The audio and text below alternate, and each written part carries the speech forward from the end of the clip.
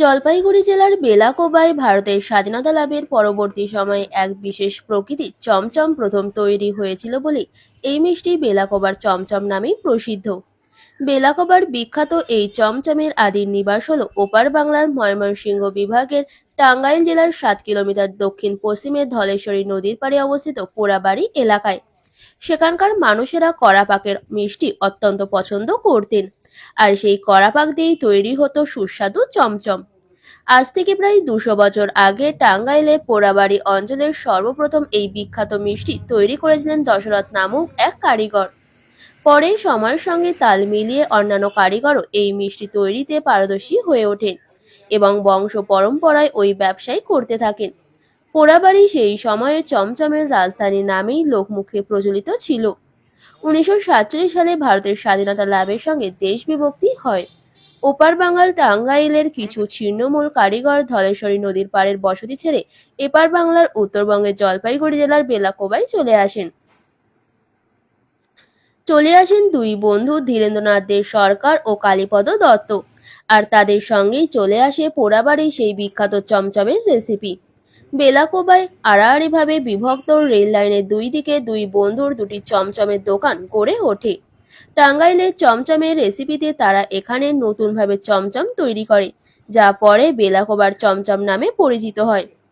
পোড়াবাড়ির চমচমের সকল বৈশিষ্ট্যই উপস্থিত থাকায় এখানকার খাদ্য রসিকদের কাছে এই চমচমের স্বীকৃতি পেতে বেশি সময় লাগেনি। এই দুই বন্ধুর হাত ধরেই ধীরে ধীরে বেলাকোবাই চমচম উত্তরবঙ্গের জনপ্রিয় হয়ে ওঠে। এই চমচম এখন বেলাকোবার এক অন্যতম মিষ্টি হিসেবে পরিচিত লাভ করেছে।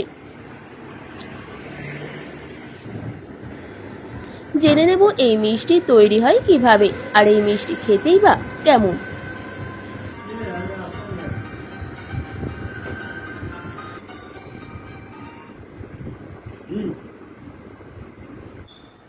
আমাদের এই চমচমের যে পদ্ধতি বানানোর যে সিস্টেম, সেটা এখানকার না, বাংলাদেশের।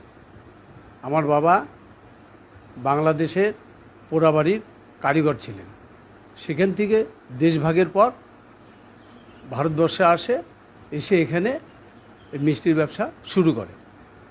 কত বছর হচ্ছে বর্তমানে? সেটা 1953 সালে বাবা এখানে আসে। স্পেশাল কি মিষ্টি আপনাদের কাছে? আমাদের স্পেশাল মিষ্টি বলতে চমচম।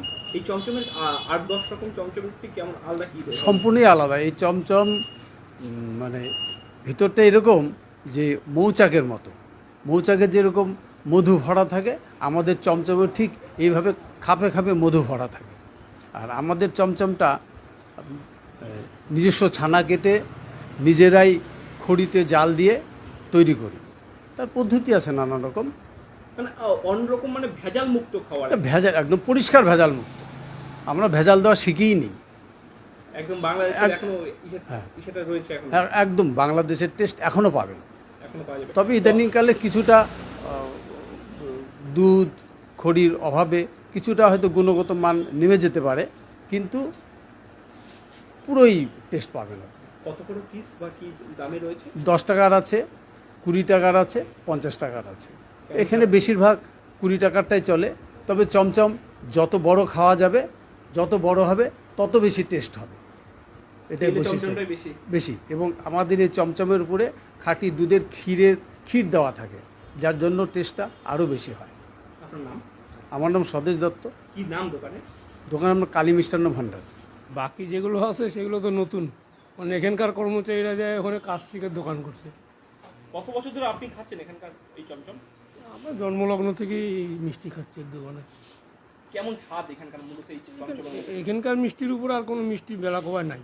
এখানকার মিষ্টি কোন দোকান? লোকও থাকলে লোকের কাছে সাক্ষাৎকার নিতে। জলপাইগুড়ি থেকে সায়ন সেনের রিপোর্ট, নিউজ আজকাল 24। বিষয়টা হলো কি বলুন তো? New Suman enterprise, the complete mobile shop. ফাইন্যান্সের সুব্যবস্থা আছে। 0% ইন্টারেস্ট, 0% ডাউন পেমেন্ট। আনন্দনগর বাজার, কল্যাণী, নদিয়া। ফোন নাম্বার 8820955825 और 7003138555।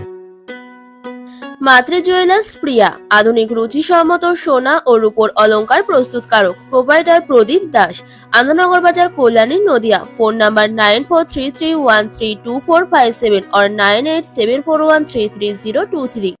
এসএ টেলিকম, এখানে সমস্ত সেকেন্ড হ্যান্ড স্মার্ট মোবাইল বিক্রি ও কেনা হয়। মোবাইল কেনার উপর থাকছে আকর্ষণীয় উপহার। প্রোপাইটার সৌরভ অধিকারী, সুভাষনগর, সগুনা, কল্যাণী, নদিয়া। ফোন নাম্বার 6291738328 অথবা 6291527060।